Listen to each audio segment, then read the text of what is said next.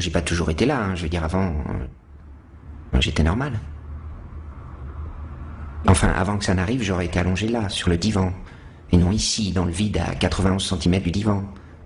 Enfin, précisément à 91 cm de là, où je devrais me trouver. Continuez. Tout ça, c'est de sa faute. Météorite de 150 tonnes, bon sang. Ça laisse des traces.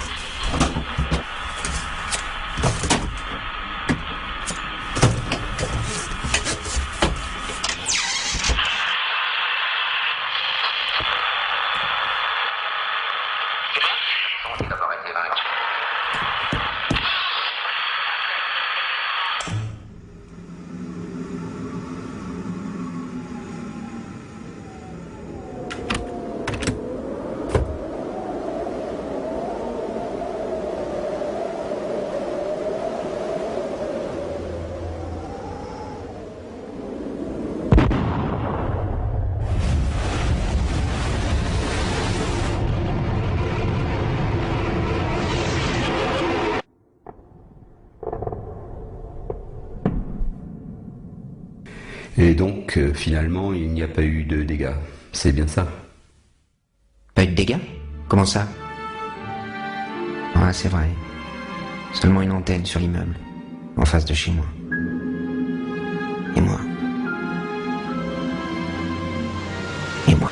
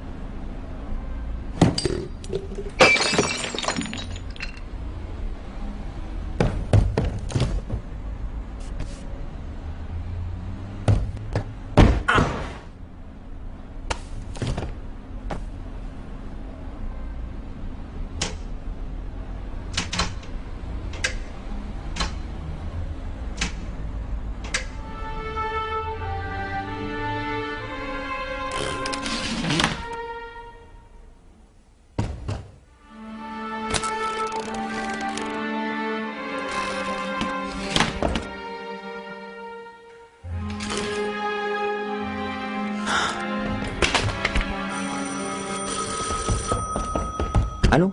Ah. 91 cm. Je suis exactement à 91 cm de moi.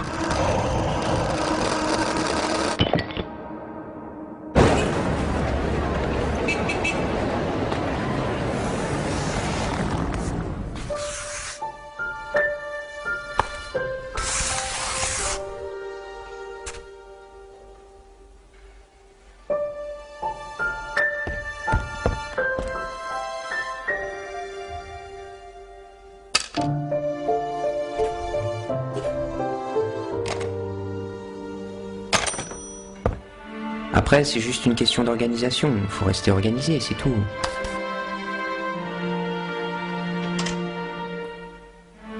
Chez moi, je m'en sors à peu près.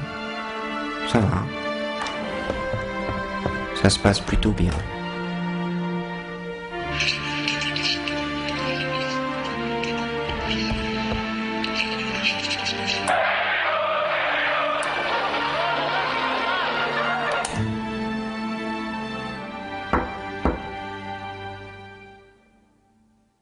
Mais évidemment, on peut pas tout prévoir.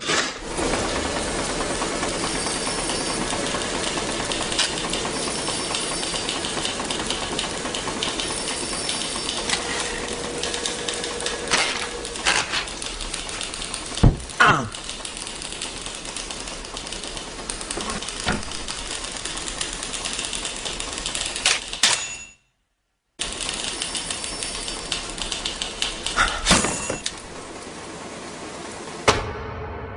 Si ça continue, je vais me faire virer. J'y arriverai pas. Pas comme ça.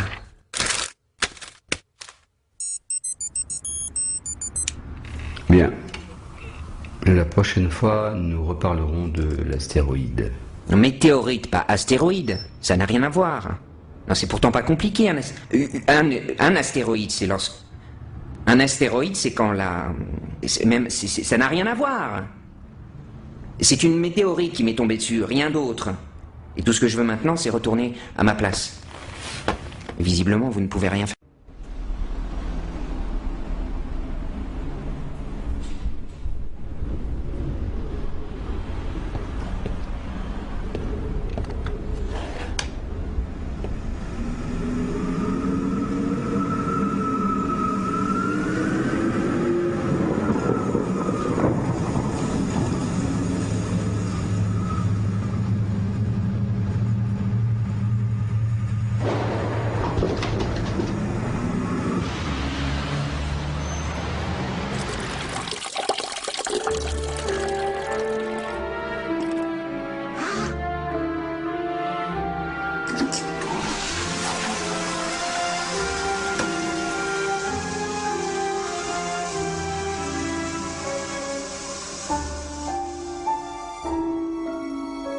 Oui, maman. Non? Non, ben moi non plus, je t'entends pas très bien. Écoute, non, j'ai bien réfléchi. C'est peut-être pas une bonne idée que tu viennes me voir maintenant. Non. Non, j'ai pas dit que ça ne me faisait pas plaisir de te voir. Non, c'est juste que... Non, j'ai vraiment beaucoup de travail. Je suis complètement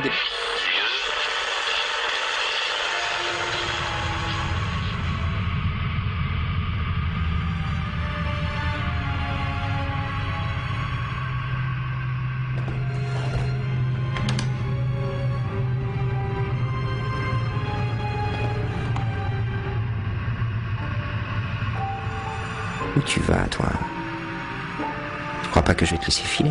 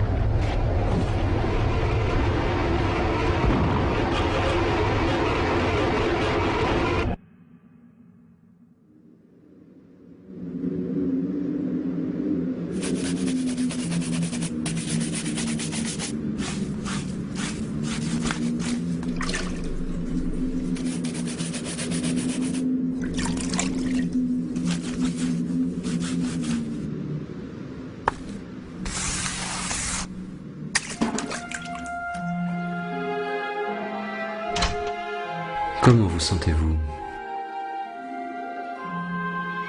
Qu'est-ce qui vous amène ici, monsieur de Bruce?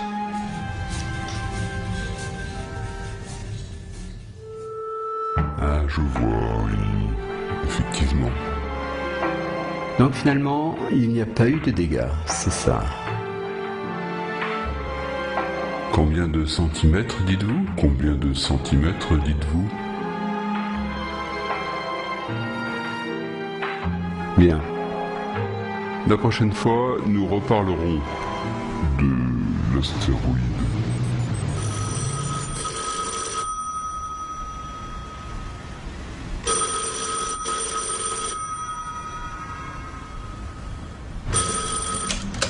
Allô, Henri?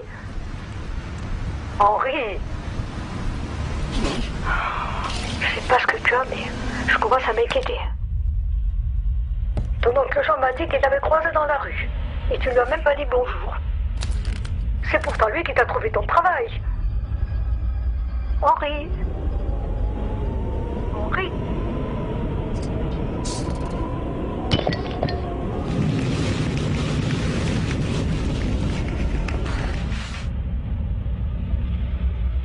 Paraît que ça frappe une personne sur 100. Une personne comme ça, au hasard. C'est tout ce qu'on m'a dit.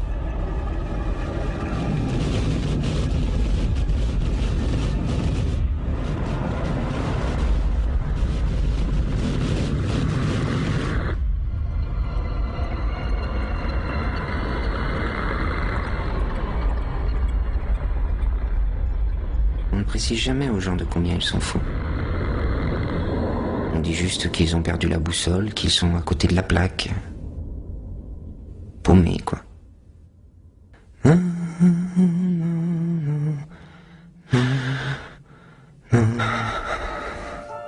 Alors un peu plus, un peu moins, finalement. À quoi ça peut servir de savoir? De savoir de combien de centimètres on s'est éloigné. La seule chose dont je suis sûr aujourd'hui, c'est que d'où je suis, ça me fait plus rien. Plus rien. Oh, je suis là. Je suis là. Par ici. Je suis plus là. Non. Je suis là. Oh, hé. Oh. Je suis là.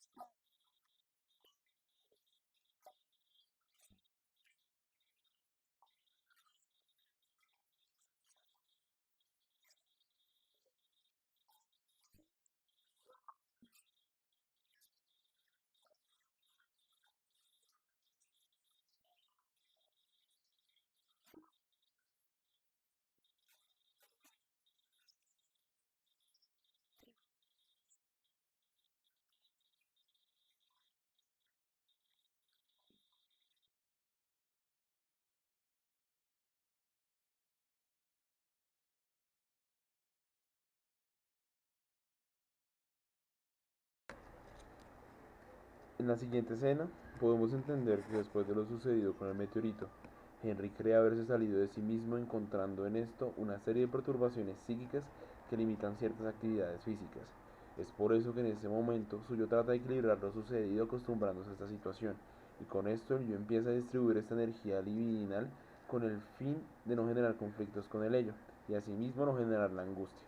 Pero en este caso podemos analizar que Henry trata de sobrellevar estas perturbaciones en su trabajo, pero como vemos llega un punto en esta limitación física que en sí es una inhibición de la función yoica del trabajar, que hace que esta actividad no sea tolerable, porque al parecer, siendo esto una neurosis obsesiva, Henry enfoca toda su atención al hecho de querer estar fuera de sí mismo, y gracias a esto genera la angustia con lo que se da cuenta, que si esta limitación se sigue presentando, va a perder su trabajo y por ende no va a poder ser el mismo que era antes.